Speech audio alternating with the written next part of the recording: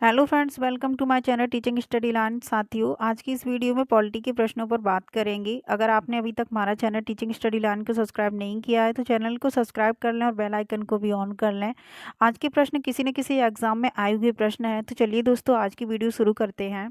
आज का पहला प्रश्न है, रेगुलेटिंग एक्ट कब पारित किया गया था। प्रश्न में पूछा गया है कि आपका जो रेगुलेटिंग एक्ट था वो किस सन में पारित किया गया था। तो ये किया गया था सन 1773 ईस्वी में। कब किया गया था? सन 1773 ईस्वी में रेगुलेटिंग एक्ट पारित हुआ था। अगला प्रश्न है, मार्ली मिंटो सुधार का उद्देश्य क्या था।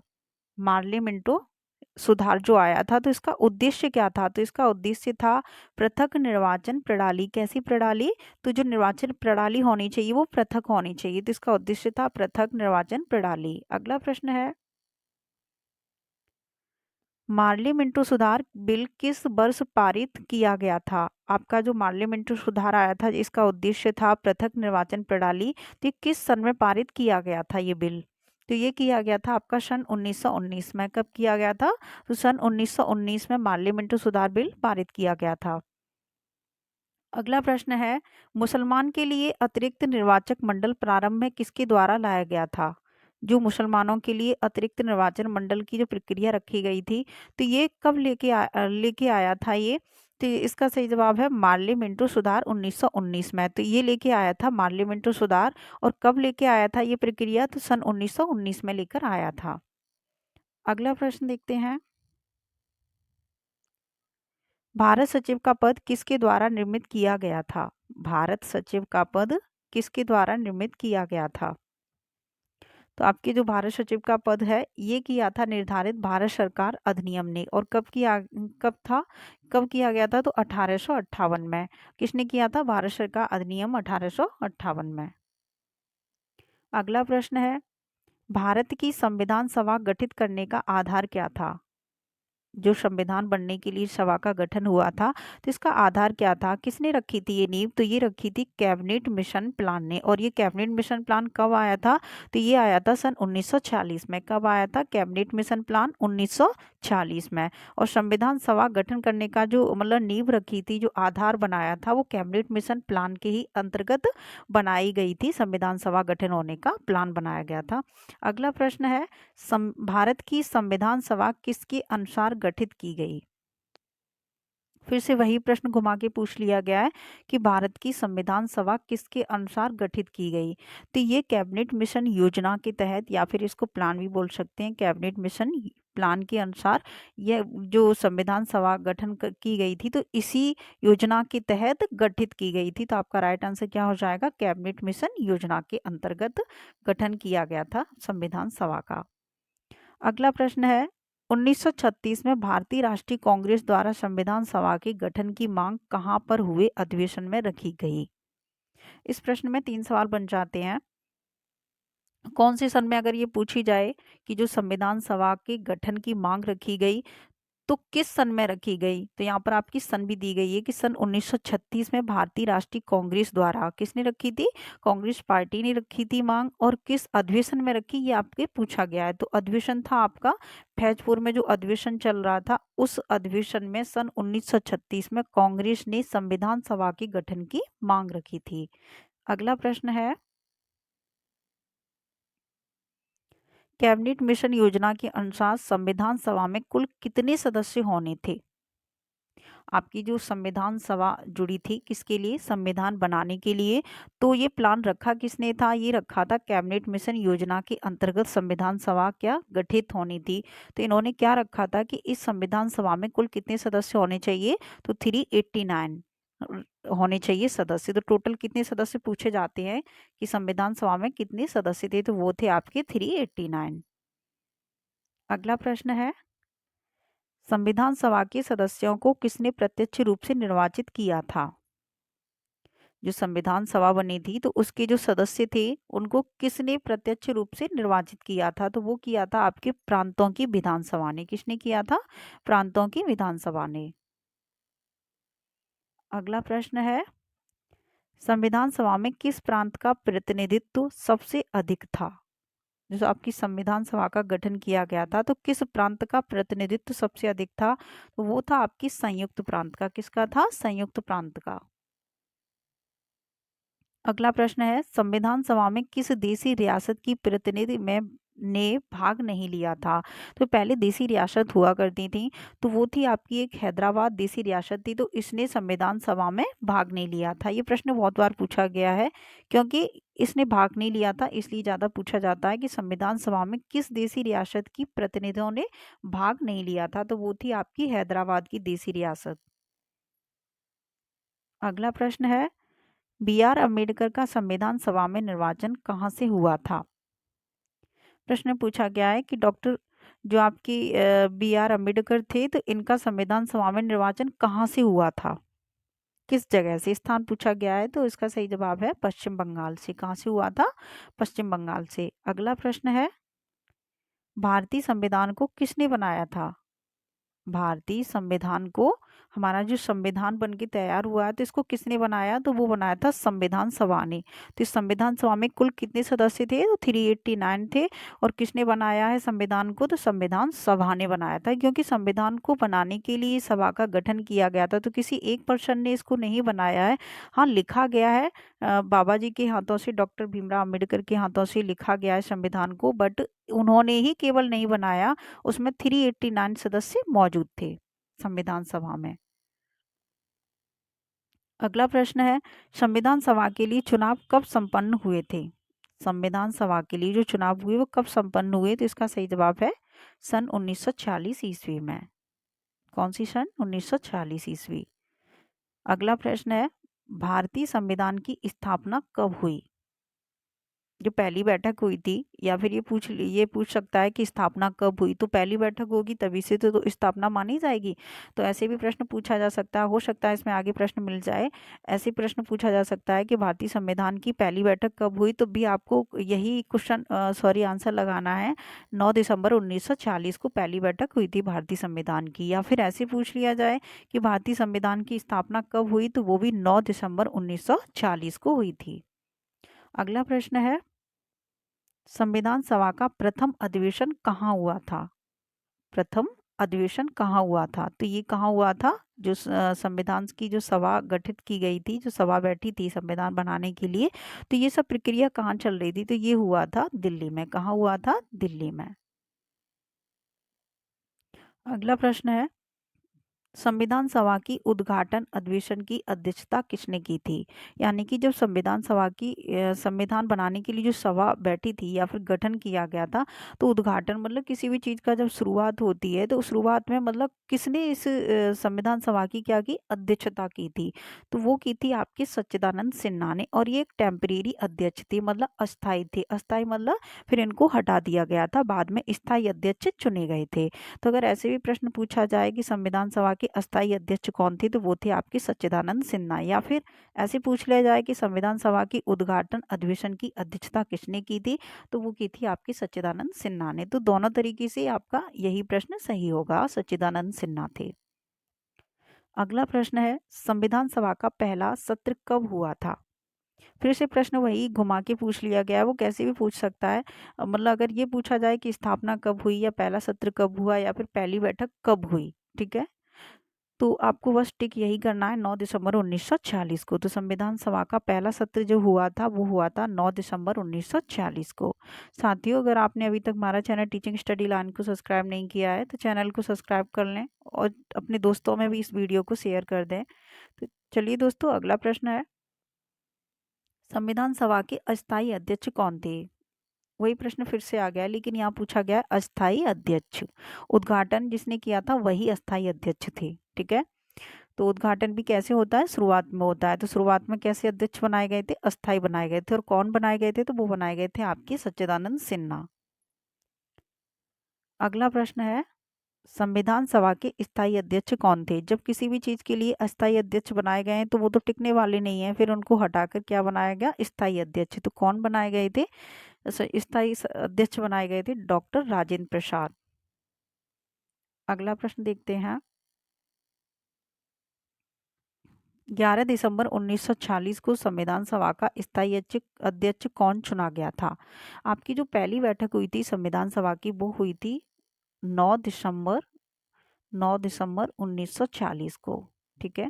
यहाँ पे जो संविधान सभा का गठन हुआ था या फिर संविधान सभा का मतलब जो शुरुआत हुई थी पहली बैठक की, वो कब हुई थी? 9 दिसंबर 1940 को। अगर प्रश्न पूछा जाता है तो सिंपल सा इसी भाषा में पूछा जाता है कि संविधान सभा की पहली बैठक कब हुई, तो आपको टिक क्या करना है? 9 दिसंबर 1940।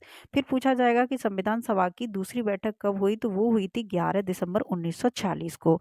फिर पूछा जाए कि संविधान सभा की तीसरी बैठक कब हुई थी, तो वो हुई थी आपकी 13 दिसंबर 1940 को। कब हुई थी? 13 दिसंबर 1940 को। पहली पूछी जाए तो कब हुई थी? 9 दिसंबर 1940। दूसरी पूछी जाए तो 11 दिसंबर 1940। तीसरी पूछी जाए तो 13 दिसंबर 1940। यहाँ एक दिन का गैप देकर तीनों बैठक ले ली गई थी। ठीक है, ये थर्ड बैठक थी। सेकेंड। तो यहाँ पूछा गया है कि 11 दिसंबर 1946 को संविधान सभा का स्थायी अध्यक्ष कौन चुना गया था। तो जो 9 दिसंबर 1946 को पहली बैठक हुई थी तो उसको कैसे अध्यक्ष चुने गए थे? वहां पर अस्थायी अध्यक्ष चुने गए थे। और किसको चुना गया था अस्थायी अध्यक्ष? तो सच्चिदानंद सिन्हा को चुना गया था। फिर हुई थी आपकी दूसरी बैठक 11 दिसंबर 1946 को, जिसको स्थायी अध्यक्ष चुना गया था। तो वो किसको चुना गया था? वो चुने गए थे आपके डॉक्टर राजेंद्र प्रसाद। कौन चुने गए थे? डॉक्टर राजेंद्र प्रसाद। किसी भी तरीके से प्रश्न को पूछा जा सकता है। अगला प्रश्न है, संविधान सभा का संवैधानिक सलाहकार किसे नियुक्त किया गया था? यहाँ पूछा गया है कि संविधान सभा का जो संवैधानिक सलाहकार था वो किसको नियुक्त किया गया था। तो ये प्रश्न भी काफी बार पूछा गया है। तो ये नियुक्त किए गए थे बी.एन. राव। कौन किए गए थे? संवैधानिक के जो सलाहकार पूछे जाएं, संवैधानिक सलाहकार, तो वो थे आपके बी.एन. राव। अगला प्रश्न है, संविधान सभा के प्रारूप समिति की नियुक्ति कब की गई? आपकी जो प्रारूप समिति का गठन किया गया था, प्रारूप समिति का, तो ये नियुक्ति कब की गई? आपको यहाँ डेट पूछी है। तो अगर प्रारूप समिति की नियुक्ति पूछ ली जाए तो वो की गई थी 20 अगस्त 1947 में। कब की गई थी? 20 अगस्त 1947 को। यह प्रश्न वैसे कम पूछा जाता है, लेकिन बाई चांस पूछ लिया जाए तो इसको याद रखना। 20 अगस्त 1947 को प्रारूप समिति की नियुक्ति की गई। अगला प्रश्न है, भारतीय संविधान की प्रारूप समिति के अध्यक्ष कौन थे? जब प्रारूप समिति बन चुकी है तो इसके अध्यक्ष भी कोई ना कोई होंगे। तो वो थे आपके डॉक्टर बी.आर. अम्बेडकर। कौन थे? Doctor B R. अम्बेडकर थे प्रारूप समिति के अध्यक्ष। अगला प्रश्न है, संविधान की प्रारूप समिति के समक्ष प्रस्तावना का प्रस्ताव किसने रखा था? यहाँ पूछा गया है कि संविधान की जो प्रारूप समिति थी इसके समक्ष प्रस्तावना का प्रस्ताव किसने रखा था?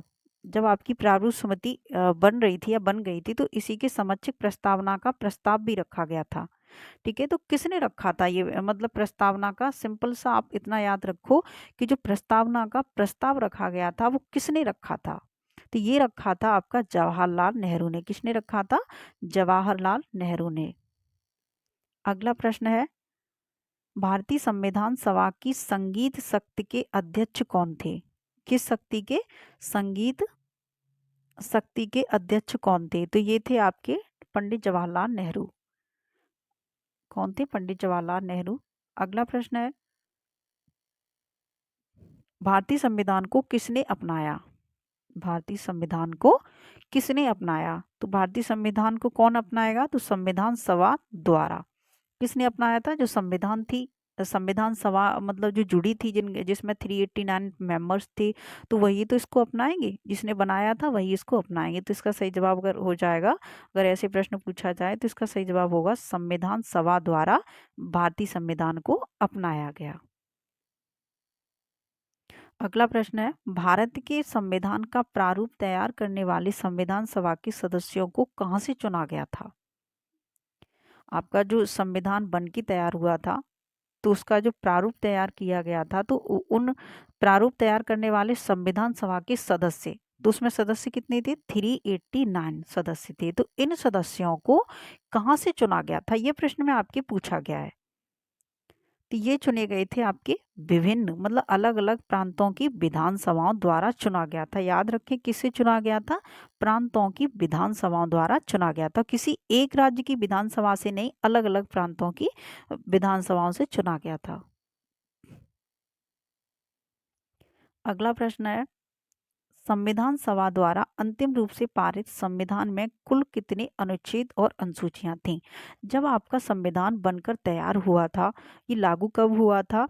तो जिस दिन हम गणतंत्र दिवस मनाते हैं, यानी कि 26 जनवरी। सन कौन सी रही थी? तो 1950। तो ये पूछा जाए कि संविधान आपका लागू कब हुआ, तो 26 जनवरी 1950 को लागू हुआ। उस टाइम पर जब संविधान बन चुका था, बनने के बाद ही लागू होगा, तो इसमें कितने अनुच्छेद थे और कितनी अनुसूचियां थीं? तो यह प्रश्न में पूछा गया है। तो यह आपका सही जवाब है, 395 अनुच्छेद थे और 8 अनुसूचियां थीं। कितनी थी? आज कितनी अनुसूचियां हैं? तो अभी 12 अनुसूचियां हैं। कितनी है? अभी प्रेजेंट टाइम में 12 अनुसूचियां हैं। ठीक है। उस टाइम जब बन के तैयार हुआ था संविधान, तो उस टाइम कितनी अनुसूचियां थी? तो उस टाइम थी 8 अनुसूचियां। अनुच्छेद कितने थे? 395 अनुच्छेद थे। अगला प्रश्न देखते हैं, भारत के लिए संविधान सभा की रचना हेतु संविधान सभा का विचार किसने प्रस्तुत किया था? यहाँ पूछा गया है कि भारत के लिए संविधान सभा की रचना हेतु जो संविधान सभा का क्या किया गया था, गठन किया गया था, उसके लिए संविधान सभा का विचार किसने प्रस्तुत किया था? मतलब ये किसने रखा था कि संविधान सभा एक जोड़ी जाए और उसके तहत फिर क्या बनाया जाए, संविधान का गठन किया जाए। तो ये विचार किसके मन में आया था या किसने प्रस्तुत किया था? तो वो किया था आपकी स्वराज पार्टी ने। कब किया था? 1942 में। संविधान आपका कब बन रहा है? 1946 में। कब बन रहा है? 1946 में। और किस दिन से बन रहा है? तो वो बन रहा है 9 दिसंबर। 9 दिसंबर को ही तो पहली बैठक हुई थी, तो 9 दिसंबर से बनना स्टार्ट हो रहा है। लेकिन ये प्रस्ताव कब रखा था, या मतलब ये किसका विचार था कि एक संविधान के लिए सभा की रचना की जाए और फिर संविधान का गठन किया जाए? तो ये किया था स्वराज पार्टी का ये विचार था। और कब आया था ये विचार? तो ये विचार आया था सन 1942 में। अगला सवाल है, भारतीय संविधान सभा के प्रथम दिन के अधिवेशन की अध्यक्षता किसने की थी? फिर से वही प्रश्न घुमा के पूछ लिया गया है। यहाँ पूछा है कि संविधान सभा के प्रथम दिन यानी कि प्रथम बैठक, जो प्रथम बैठक हुई थी वो कैसी थी? टेम्परेरी अध्यक्ष, मतलब अस्थायी अध्यक्ष घोषित किए गए थे। और किसको घोषित किया गया था अस्थायी अध्यक्ष? तो वो थे आपके डॉक्टर सच्चिदानंद सिन्हा। ठीक है। तो इन्होंने ही उसका क्या किया था? अधिवेशन का अध्यक्षता की थी। ठीक है। जो आपका अधिवेशन रहा या बैठक रही 9 दिसंबर 1946 को, उसकी अध्यक्षता किसने की थी? सच्चिदानंद सिन्हा ने। और सच्चिदानंद सिन्हा आपके क्या थे? अस्थायी अध्यक्ष चुने गए थे। अगला प्रश्न है, संविधान सभा ने भारत की संविधान को कब स्वीकृत किया था? कब स्वीकार किया गया था, ये पूछा गया है। संविधान सभा ने भारत के संविधान को कब स्वीकृत किया गया था या कब स्वीकार किया गया था? या स्वीकृत शब्द सही नहीं लग रहा हो तो आप स्वीकार भी मान सकते हैं। ऐसे देख लीजिए, संविधान सभा ने भारत के संविधान को कब स्वीकार किया था? तो वो किया था 26 नवंबर 1949 को। कब किया था? 26 नवंबर 1949 को। आपका लागू कब हुआ था? ये आपकी नीचे डेट दी गई है, 26 जनवरी 1950। तो 1950 एक साल पहले आ जाइए बैक में। तो 1950 से पहले क्या आती है? 1949। यहाँ है 26 जनवरी, 26 डेट, तो यहाँ पर भी 26 डेट रख लीजिए। और जनवरी की जगह यहाँ क्या था? नवंबर। तो ऐसे ऐसे आप याद कर लो तो अच्छे से याद हो जाएगा, जल्दी हो जाएगा। स्वीकार जो किया गया था वो 1950 से ठीक बैक वाली सन में किया गया था, मतलब 1949 में। और डेट वही थी सेम, लेकिन महीना नवंबर था। 26 नवंबर 1949 को स्वीकार किया गया था संविधान। किसने स्वीकार किया था? तो संविधान सभा ने स्वीकार किया था। अगला प्रश्न है, भारत का संविधान कब लागू हुआ था? भारत का संविधान लागू कब हुआ था पूरी तरह से? तो ये लागू हुआ था जिस दिन हमारा देश क्या मनाया जाता है? गणतंत्र के दिवस में मनाया जाता है जो दिन, यानी कि 26 जनवरी को। ठीक है। और सन क्या रही थी? सन रही थी 1950। कौन सी सन थी? 1950। इस दिन को आपका संविधान क्या किया गया था? पूरी तरह से लागू कर दिया गया था। अगला प्रश्न है,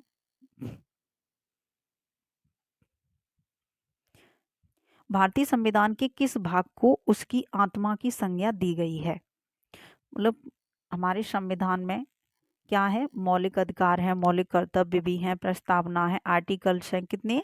395, 8 अनुसूचियां हैं। तो यहाँ पूछा गया है कि किस भाग को उसमें काफी भाग दिए गए हैं, लेकिन किस भाग को, संविधान के किस भाग को उसकी आत्मा की संज्ञा दी गई है कि यह क्या है, संविधान की आत्मा है। तो किस भाग को मतलब आत्मा की संज्ञा दी गई है, तो वो है आपकी प्रस्तावना। किसको दी गई है? प्रस्तावना को संविधान की आत्मा की संज्ञा दी गई है। अगला प्रश्न है, संविधान निर्माता ने किस पर विशेष ध्यान दिया था? जो संविधान निर्माता मतलब जिसने संविधान बनाया था, संविधान निर्माता कौन थे? लिखा था डॉक्टर बी आर अम्बेडकर ने। और निर्माता कौन थे? 389 सभी 389 सदस्य थे संविधान सभा में। ठीक है, तो इन सभी के मतलब उससे विचारों से, मतलब सबके बैठने से, सबके सभा गठन करने से ही बना था, किसी एक पर्सन ने नहीं बनाया था। और ये सदस्य कहाँ से आए थे? तो प्रांतों की विधानसभा से ये सदस्य जोड़े गए थे। तो इन्होंने विशेष ध्यान दिया किस पर था? तो वो दिया था आपकी प्रस्तावना पर। किस पर ध्यान दिया था? जो संविधान की प्रस्तावना है उस पर विशेष ध्यान दिया गया है। अगला प्रश्न है, भारत की संविधान की प्रस्तावना किन शब्दों से शुरू होती है? हमारे संविधान की जो प्रस्तावना है वो कहाँ से शुरू होती है? तो वो शुरू होती है हम भारत के लोग। क्या दिया गया है? वहां दिया गया है हम भारत के लोग। ये प्रश्न पूछा गया है और सिंपल सा प्रश्न है, हम भारत के लोग, यहाँ से प्रस्तावना शुरू होती है। अगला प्रश्न है, भारत किस प्रकार का राष्ट्र है? जो हमारी कंट्री है भारत, वो किस प्रकार का राष्ट्र है? तो ये है धर्मनिरपेक्ष राष्ट्र। कैसा है?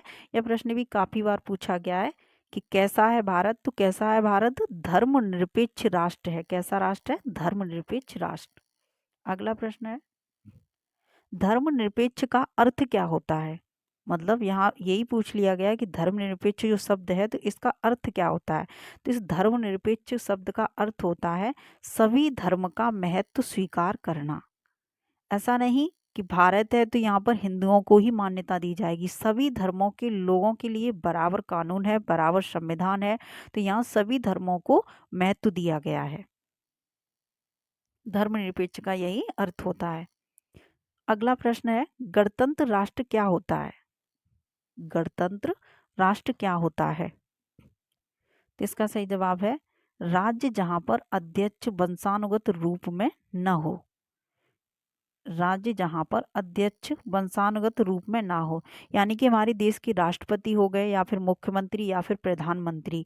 तो ऐसा नहीं कि इनकी जो कार्यकाल पूरा हो जाएगा तो फिर इनके बाद में इनके जो पुत्र श्री होंगे, इनके बेटे या फिर नाती या फिर और कोई परिवार की नाती पंथी, ऐसे वंशानुगत मतलब पीढ़ी दर पीढ़ी को मतलब क्या बनाया दिया जाएगा कि प्रधानमंत्री हैं तो अब ये इनके काल जैसे ही खत्म होगा तो इनके बेटे को बना दिया जाएगा। तो ऐसा कुछ नहीं है, मतलब वंशानुगत नहीं चलेगा पद। यहाँ पर चुना जाएगा लेकिन वंशानुगत पद नहीं चलेगा। तो ये है राष्ट्र, गणतंत्र राष्ट्र।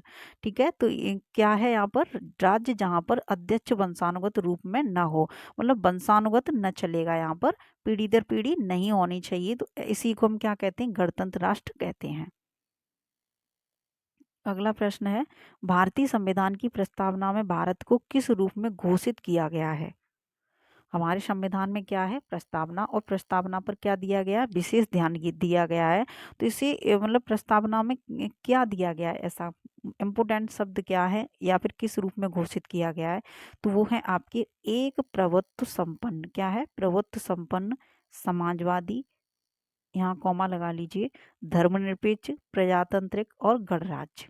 ये है, ये भारत की क्या है? मुख्य रूप है या फिर ये इंपोर्टेंट शब्द हैं। इनको थोड़ा ध्यान में रखें कि हमारे ये पूछे भी जाते हैं कि प्रस्तावना में कौन सा शब्द नहीं दिया गया है, तो आपको 3 ऑप्शन सही दे दिए जाएंगे और चौथा ऑप्शन कोई गलत दे दिया जाएगा। तो इन शब्दों को थोड़े ढंग से देख लें। जो हमारी प्रस्तावना है उसमें दिया गया है एक प्रभुत्व संपन्न, समाजवादी, धर्मनिरपेक्ष, प्रजातांत्रिक और गणराज्य। ये शब्द कहाँ दिए गए हैं? हमारी प्रस्तावना में दिए गए। इनको याद कर लें। इनके अलावा अगर कोई और शब्द दिया जाएगा, ठीक है, और भी आगे प्रश्न आएंगे उनमें भी कुछ और शब्द बता दिए जाएंगे, उनको देख लेना। लेकिन उनके अलावा कुछ और शब्द आपको उल्टा सीधा दिख जाए तो वो आपका ऑप्शन कैसा हो जाएगा? गलत हो जाएगा। तो ये शब्द आपके प्रस्तावना में दिए गए हैं: गणराज्य, प्रजातांत्रिक, धर्मनिरपेक्ष, समाजवादी और प्रभुत्व संपन्न। अगला प्रश्न है, कौन सा शब्द भारत की संविधान की उद्देशिका में नहीं है? देखो फिर से आ गया, मैंने अभी बताया था तो यहाँ पूछा गया है उद्देश्य का मतलब प्रस्तावना। क्या है? उद्देश्य का मतलब है प्रस्तावना। उद्देश्य, हम प्रस्तावना को उद्देश्य का भी बोलते हैं। ठीक है, प्रस्तावना का नाम है ये उद्देश्य का। तो यहाँ पूछा गया है कौन सा शब्द भारत की जो संविधान है उसकी उद्देश्य का मतलब प्रस्तावना में नहीं दिया है। तो हमारी प्रस्तावना में लोक कल्याण शब्द नहीं दिया गया है। ठीक है, और ये प्रश्न आ भी गया है, इसको सही से देख लें। ऐसे प्रश्न पूछा जाता है। और वो जो शब्द दिए थे अभी, गणराज्य, लोकतांत्रिक, धर्मनिरपेक्ष, ये इनको ये भी पूछा जाएगा कि किस वर्ष में जोड़े गए। ठीक है, क्योंकि हमारी प्रस्तावना में कितनी बार संशोधन हुआ है? एक बार संशोधन हुआ है प्रस्तावना में। हो सकता है इसमें प्रश्न वो आगे मिले आपको देखने के लिए, लेकिन यहाँ पूछा गया है कि प्रस्तावना में कौन सा शब्द नहीं है, तो लोक कल्याण शब्द नहीं है। और ये प्रश्न काफी बार पूछा गया है, ये शब्द ऑप्शन में रखा भी जाता है तो आपका गलत हो जाएगा। लोक कल्याण शब्द प्रस्तावना में नहीं दिया गया है। अगला प्रश्न है, कल्याणकारी राज्य का उद्देश्य क्या है? कल्याणकारी राज्य का उद्देश्य क्या है? क्या मतलब है इसका? उद्देश्य क्या है? कमजोर वर्गों के कल्याण का प्रबंध करना। कल्याणकारी क्या है? कल्याण से ही समझ में आ रहा है कल्याण करना, तो मतलब कमजोर वर्गों के जो लोग हैं उनका क्या है? कल्याण का प्रबंध करना। अगला प्रश्न है, भारत को एक गणराज्य मुख्य रूप से जाना जाता है क्योंकि, जो भारत को क्या जाना जाता है? गणराज्य के रूप में जाना जाता है। तो क्यों जाना जाता है गणराज्य के रूप में? अभी बताया था कि गणतंत्र का क्या अर्थ है ना? गणतंत्र का, तो वो आपका वहां बताया था, तो वंशानुगत नहीं होना चाहिए वो था। यहाँ पूछा गया है कि गणराज्य मुख्य रूप से जाना जाता है, क्यों जाना जाता है? तो यहाँ दिया गया है राज्य अध्यक्ष का चुनाव होता है। किसका होता है? राज्य अध्यक्ष का चुनाव होता है, इसलिए जाना जाता है। अगला प्रश्न है, भारतीय संविधान में समवर्ती सूची किसके संविधान से ली गई है? कौन सी सूची? समवर्ती सूची। कहाँ से ली गई है समवर्ती सूची? ये प्रश्न भी काफी इंपोर्टेंट है, बहुत बार पूछा गया है, ये पूछा ही जाता है, अच्छा प्रश्न है।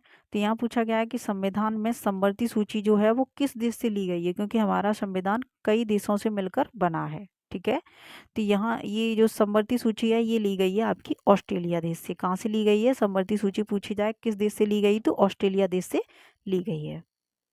अगला प्रश्न है, किस वर्ष भारत एक प्रभुत्व संपन्न प्रजातांत्रिक गणराज्य बना था? मैंने कहा था कि जिस टाइम हमारा मतलब जिस दिन हमारा गणतंत्र दिवस मनाया जाता है, तो हमारा देश कब बना था? 1950 में गणतंत्र के रूप में चुना गया था या घोषित किया गया था 1950 में। जिस दिन संविधान क्या हुआ था, लागू कब हुआ था?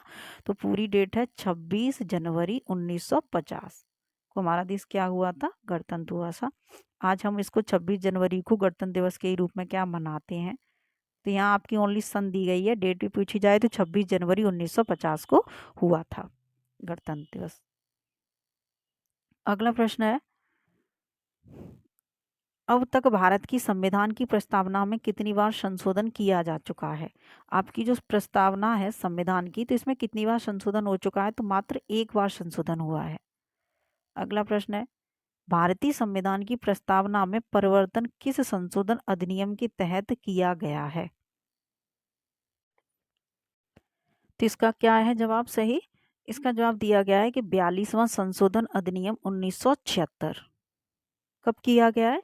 जो हमारी भारतीय संविधान की प्रस्तावना में परिवर्तन किस संशोधन अधिनियम के तहत किया गया है? जो संशोधन किया गया है और कितनी बार हो चुका है? मात्र एक बार हुआ है। कितनी बार हुआ है? जो हमारी प्रस्तावना में संशोधन हुआ है ओनली एक बार हुआ है। और वो किस मतलब संशोधन के तहत हुआ है? तो वो हुआ है 42वां संविधान संशोधन। कब?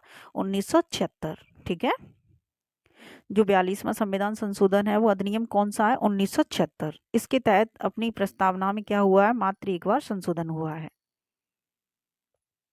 अगला प्रश्न है, प्रस्तावना का वह प्रावधान जो सभी वयस्क नागरिकों को मतदान का अधिकार प्राप्त प्रदान करता है क्या कहलाता है? प्रजातंत्र। क्या कहलाता है ये? प्रजातंत्र कहलाता है। जो मतदान देने का सबको अधिकार है, तो ये क्या कहलाता है? प्रजातंत्र कहलाता है। अगला प्रश्न है, भारतीय संविधान के किस संशोधन द्वारा प्रस्तावना में दो शब्द समाजवादी, कौन कौन से हैं? समाजवादी और धर्मनिरपेक्ष जोड़े गए थे? अभी मैंने आपको पहले बताया कि वो शब्द याद रखें, ये प्रस्तावना में दिए गए हैं। कुछ शब्द ऐसे हैं जो आ जाते हैं उसमें कि पूछ लेता है कि ये कौन सा शब्द प्रस्तावना में नहीं दिया गया है। तो लोक कल्याणकारी जो शब्द है वो प्रस्तावना में नहीं दिया गया है, लेकिन यहाँ पूछा गया है कि जो जो दो शब्द हैं समाजवादी और धर्मनिरपेक्ष, ये कब जोड़े गए थे, किस संशोधन के तहत जोड़े गए हैं। तो ये जोड़े गए हैं 42वां संविधान संशोधन। और 42वां संविधान संशोधन कब हुआ था, किस सन में हुआ था, ये हुआ था 1976 में। कब हुआ था, सन 1976 में हुआ था 42वां संविधान संशोधन। तो इसी के तहत ये दोनों शब्द जोड़े गए हैं, समाजवादी और धर्मनिरपेक्ष। अगला प्रश्न है, भारतीय संविधान के किस भाग में स्पष्ट रूप से घोषणा की गई है कि भारत एक धर्मनिरपेक्ष राज्य है। क्या कह रहा है प्रश्न, भारतीय संविधान के किस भाग में स्पष्ट रूप से घोषणा की गई है कि भारत एक धर्मनिरपेक्ष राज्य है। तो ये धर्मनिरपेक्ष अभी हमने पहले प्रश्न में दिखाया था इससे पहले कि किस में मतलब ये शब्द दिया गया है। तो ये दिया गया है आपकी प्रस्तावना में। धर्मनिरपेक्ष जो शब्द है वो किस में दिया गया है, प्रस्तावना में। तो प्रस्तावना आपका संविधान का एक क्या है, भाग है, एक पार्ट है। तो संविधान की प्रस्तावना में दिया गया है ये शब्द। अगला प्रश्न है, भारतीय संविधान की प्रस्तावना के अनुसार भारत की शासन की सर्वोच्च सत्ता किसमें निहित होती है। आपकी प्रस्तावना के अनुसार, भारतीय संविधान की प्रस्तावना के अनुसार भारत के शासन की सर्वोच्च सत्ता किसमें निहित होती है। तो किसमें होती है, जनता में। किसमें निहित होती है, तो वो होती है आपकी जनता में निहित होती है। अगला प्रश्न है, विश्व का सबसे बड़ा लिखित एवं सर्वाधिक व्यापक संविधान किस देश का है। यहाँ पूछा गया है कि विश्व का सबसे बड़ा लिखित और सर्वाधिक व्यापक संविधान किस देश का है। तो वो है आपके भारत का संविधान पूरे विश्व में सबसे बड़ा लिखित एवं सर्वाधिक व्यापक संविधान है। अगला प्रश्न है, भारत की संविधान में, भारत की नहीं, भारत के संविधान में, भारत के संविधान में भारत को क्या माना गया है। जो हमारा संविधान है तो इसमें भारत को क्या माना गया है, संविधान में क्या बताया गया है कि भारत एक है क्या। तो भारत को कहा गया है राज्यों का एक संघ है। क्या है, राज्यों का एक संघ है। भारत में क्या है, काफी राज्य हैं, ठीक है। तो भारत हमारा क्या है, एक राज्यों का संघ है। अगला प्रश्न, तो आज की वीडियो का ये अंतिम प्रश्न था। आप सभी को आज की वीडियो कैसी लगी हमें कमेंट बॉक्स में कमेंट करके जरूर बताएं। साथियों, अगर आपने अभी तक हमारा चैनल टीचिंग स्टडी लाइन को सब्सक्राइब नहीं किया है तो चैनल को सब्सक्राइब कर लें और बेल आइकन को भी ऑन कर लें। तो चलिए दोस्तों, आज की वीडियो में बस इतना ही था। फिर मिलते हैं अगली वीडियो में। तब तक के लिए धन्यवाद साथियों।